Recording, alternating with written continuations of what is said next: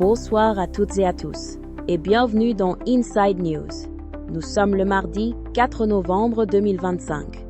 Notre mission, ce soir encore, est de vous fournir un aperçu clair et concis des événements clés qui façonnent l'actualité en République démocratique du Congo. Des enjeux sécuritaires aux manœuvres diplomatiques, en passant par les défis sociaux et les projets de développement. Nous allons décrypter ensemble les dynamiques d'une nation en pleine transformation. Au sommaire de cette édition, crise sécuritaire dans l'Est, de violents combats entre rebelles et groupes d'autodéfense au Nord Kivu font de nombreuses victimes civiles et aggravent la crise humanitaire. Offensive diplomatique, le président Tshisekedi à Doha et la première ministre Suminwa à Londres portent la voix de la RDC sur la scène internationale entre plaidoyer pour la paix et appel à de nouveaux partenariats. Le pays en chantier annonce de projets d'infrastructures historiques visant à désenclaver des provinces entières et à renforcer l'unité nationale. Tensions sociales. Le mécontentement gronde dans les secteurs de la santé et de la justice, où les professionnels dénoncent un manque de moyens et le non-respect des engagements du gouvernement. Nous ouvrons ce journal avec le dossier sécuritaire, qui révèle un paradoxe congolais. Alors que le gouvernement déploie une diplomatie offensive à l'étranger pour mettre fin à la guerre, sur le terrain, la violence continue de métastaser. De l'Est aux provinces du centre, les foyers de tension se multiplient, posant des défis immenses à la population et à l'État. Le Nord Kivu demeure l'épicentre de cette instabilité. Dans la chefferie de Bwito, en territoire de Rutshuru, la situation est particulièrement volatile. De violents affrontements opposent depuis plusieurs jours les rebelles de l'AFC M23 aux combattants Wazalendo du collectif des mouvements pour le changement, le CMC Nyatura. Hier, une embuscade tendue dans le village de Machango a piégé des dizaines de civils dans des tirs croisés. Le bilan, encore provisoire, fait état d'au moins 18 civils blessés, évacués vers un hôpital du territoire voisin de Masisi. Ces combats ont des conséquences humanitaires dramatiques, provoquant des déplacements massifs de population vers Mweso et Kanyabayonga, où les déplacés manquent de nourriture, de soins et de protection. Pendant ce temps, à Osha, chef-lieu du territoire de Beni, la population a observé ce lundi 1er novembre une opération ville morte. Soutenus par la société civile, les habitants protestent contre l'insécurité persistante, marquée notamment par les attaques des rebelles ADF, mais aussi contre ce qu'ils qualifient de mauvaise gouvernance locale. Boutiques, écoles et marchés sont restés fermés. Leurs revendications sont claires. Le remplacement du bourgmestre et de certains responsables de la police, jugés incapables d'assurer leur sécurité. Le Nord Kivu n'est malheureusement pas un cas isolé. D'autres provinces font face à de graves défis sécuritaires. Ituri, la Convention pour le respect des droits humains, CRDH, lance une alerte préoccupante. Dans le territoire de Mambasa, des hommes armés non identifiés occupent plusieurs villages depuis plus d'un mois. Ils imposent des travaux forcés à la population et prélèvent des taxes illégales, paralysant les activités agricoles et instaurant un climat de peur. Kasaï, un violent conflit intercommunautaire a éclaté le vendredi 31 octobre à Kalungapor, dans le territoire d'Ilebo. Les communautés Wango et Pende s'affrontent pour le contrôle d'une mine de diamants et de terres agricoles. Une quarantaine de maisons ont été incendiées et la police a dû être déployée pour rétablir l'ordre. Tanganyika, à Kalemi, le Conseil urbain de sécurité a pris une mesure radicale pour lutter contre l'infiltration d'éléments hostiles. La délivrance d'attestations pour perte de pièces d'identité est suspendue. Parallèlement, les patrouilles nocturnes sont intensifiées pour contrer la montée du banditisme urbain. Face à cette insécurité, les forces de l'ordre tentent de réagir. À Kisangani, dans la province de la Chopo, la police a présenté les résultats de l'ordre. Opération Dobo. 12 criminels présumés, accusés de vol à main armée, de meurtre et d'extorsion, ont été arrêtés. Ont également été saisis 5 armes de guerre et 2 fusils artisanaux de type Yakoma. Cette opération, initiée par le ministre de l'Intérieur Jacquemain Chabani, a été saluée par les autorités locales. Le chef de la police a réitéré son appel à une collaboration franche entre la population et les forces de l'ordre pour garantir la sécurité de tous. Cette lutte sécuritaire sur le front intérieur est inextricablement liée à l'agenda du gouvernement sur la scène internationale, où il cherche à obtenir des appuis pour stabiliser durablement le pays. Sur le plan politique, le gouvernement mène une bataille sur deux fronts. À l'extérieur, une offensive diplomatique est en cours pour mobiliser la communauté internationale contre l'agression et ses causes profondes. À l'intérieur, l'exécutif doit naviguer dans un paysage politique fracturé, marqué par des tensions croissantes avec une partie de l'opposition. La première ministre, Judith Suminwa-Tuluka, était à Londres pour la conférence CNN Global Perspectives en Africa. Son message a été sans équivoque. Elle a explicitement accusé le Rwanda de soutenir les groupes armés dans l'Est, tout en réaffirmant que la paix est la priorité absolue de son gouvernement. Elle a également cherché à changer le narratif sur les richesses du pays, affirmant que les minerais ne sont pas une malédiction, mais un formidable levier de développement. Je la cite. « Sachez que les mines en RDC sont à peine exploitées à 20%. Nous avons donc suffisamment d'espace pour de nouveaux partenaires. Un appel clair à des partenariats équitables, axés sur la transformation locale et la création d'emplois pour la jeunesse. » Interrogée sur son rôle en tant que première femme à la tête du gouvernement, elle a rendu hommage au soutien du président Tshisekedi, désigné champion de la masculinité positive par ses pairs africains, se présentant comme une source d'inspiration pour les jeunes filles du pays. Au même moment, le président Félix Tshisekedi s'exprimait à Doha, au Qatar, lors du sommet mondial pour le développement social. Il a salué l'incroyable résilience du peuple congolais face à 3 décennies de conflit. Il a présenté les grandes réformes sociales de son mandat: la couverture santé universelle, la gratuité de l'enseignement primaire et le programme de développement des 145 territoires. Le chef de l'État a également porté un message fort sur la scène internationale, appelant à transformer la coopération en un pacte d'égal à égal. Et sur le front climatique, une prise de position forte pour un pays qui abrite une part essentielle du bassin du Congo. Je le cite, « Sans justice climatique, il n'y aura pas de justice sociale durable. » Nous reviendrons sur ce discours important. Une analyse complète des enjeux et des implications des déclarations du chef de l'État vous sera proposée à la fin de ce journal. Sur le front intérieur, le vice-premier ministre de l'Intérieur Jacquemain Chabani a appelé les gouverneurs de province à renforcer leurs administrations et à investir dans la cohésion communautaire pour prévenir l'extrémisme violent. Dans le même temps, le climat politique se tend avec l'opposition. L'opposant Jean-Marc Kabound a annoncé une marche pacifique le 15 décembre pour exiger un dialogue politique inclusif.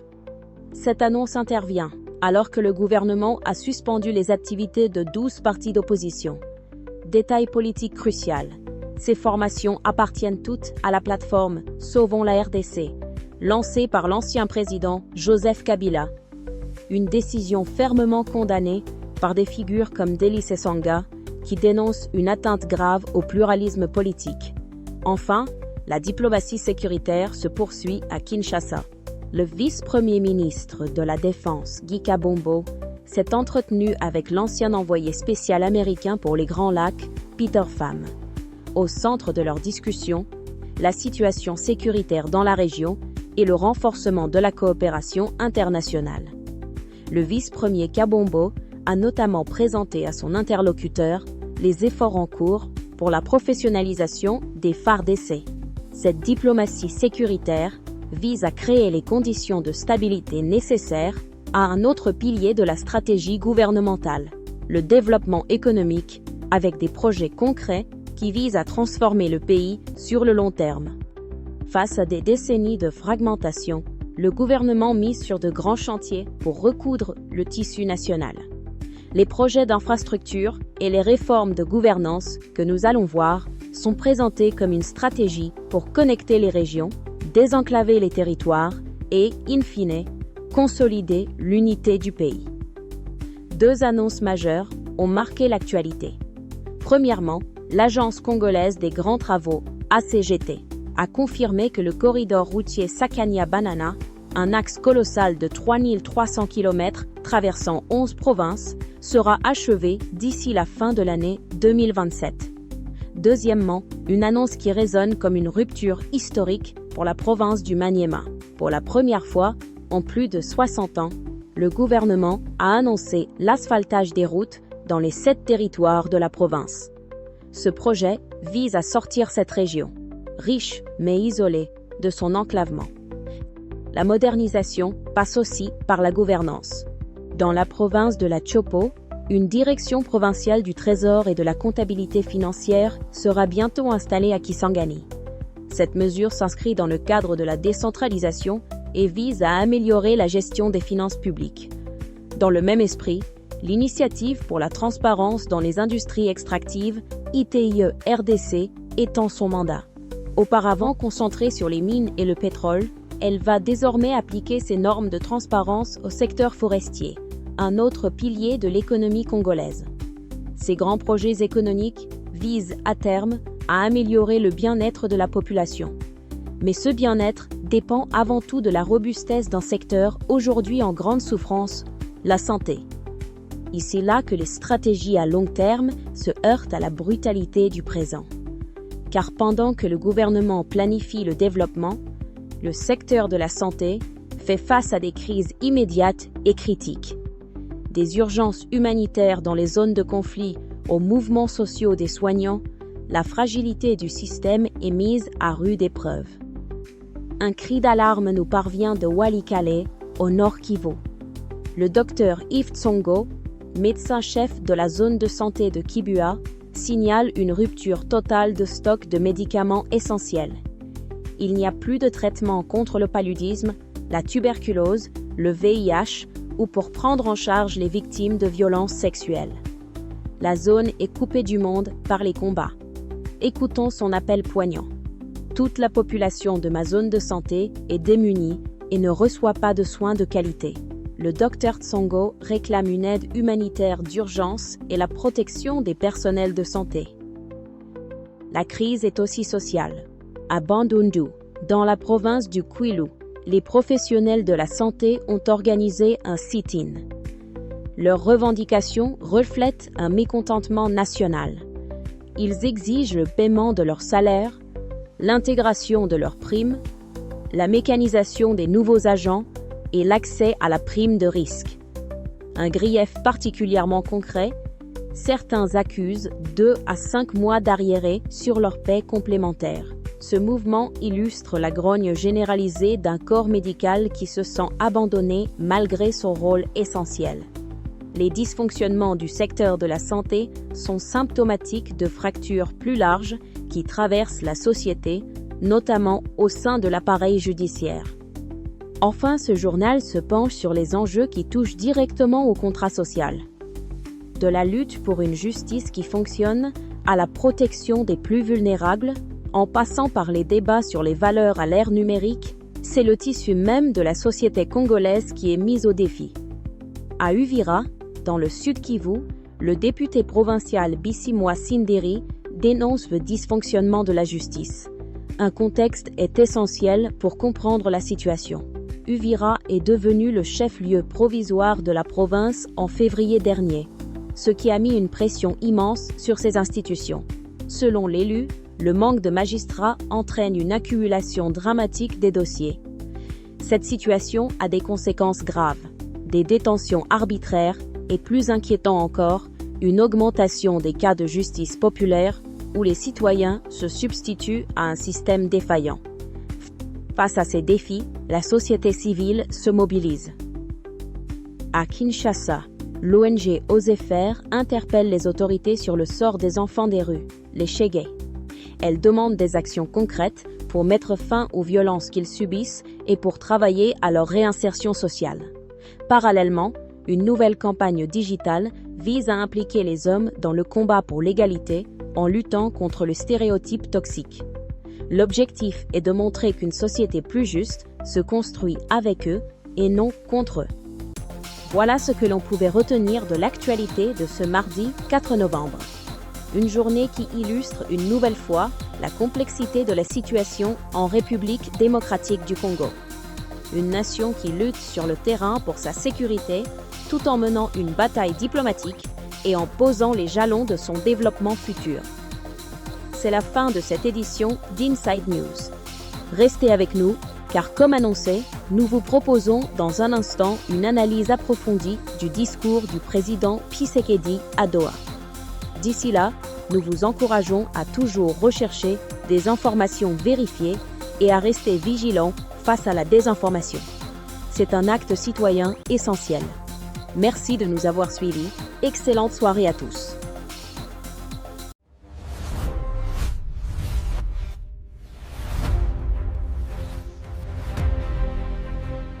Bonsoir à toutes et à tous, et bienvenue dans Inside News. Ce soir, une édition spéciale consacrée à une parole forte qui a résonné depuis Doha. Celle du président de la République démocratique du Congo, Félix Tshisekedi.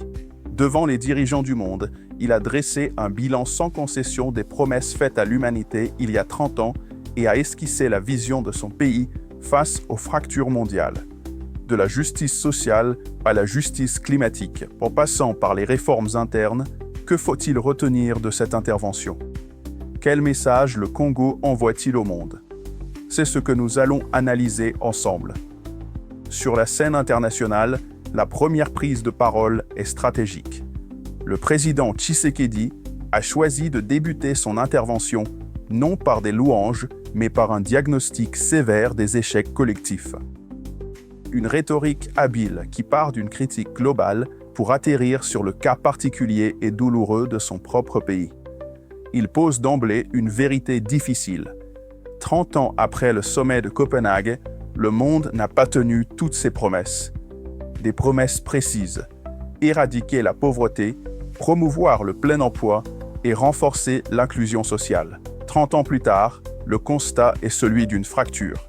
Le président met en opposition une minorité qui a accès à tout et des millions d'êtres humains qui n'ont accès à presque rien.